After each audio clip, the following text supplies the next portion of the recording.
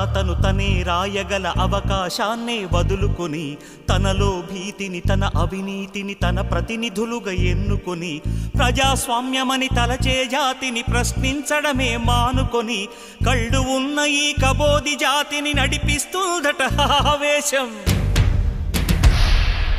ఆ హక్కేదో తనకే ఉందని శాసిస్తుందట అధికారం. కృష్ణుడు లేని కురుక్షేత్రమున సాగే ఈ ఘోరం చితిమంటల సింధూరం.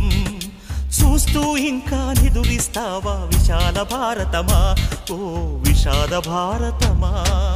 అర్ధశతాబ్దపు అజ్ఞానాన్నే స్వతంత్రమందామా, స్వర్ణోత్సవాలు చేద్దామా.